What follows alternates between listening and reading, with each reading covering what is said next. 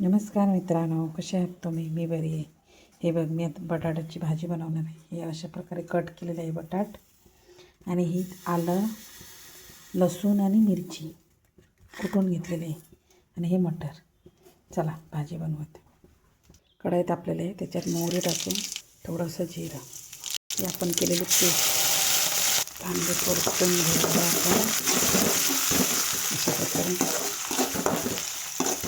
कारण चांगली भाजल्यावर त्याचा फ्लेवर चांगला येतो, नाही तर हरभूस ते लागतं नाही खायला.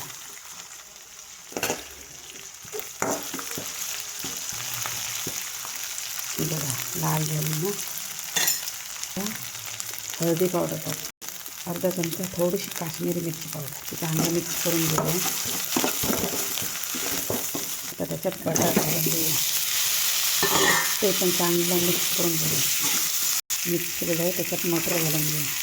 त्याच्यात थोडंसं पाणी टाक. आपली भाजी थोडी शिजलेली आहे, त्याच्यात थोडंसं मीठ टाकून घेऊया. चांगला परतून घेऊया. हे बघा भाजीचा कलर वगैरे, थोडीशी वाफ द्यायला पाहिजे.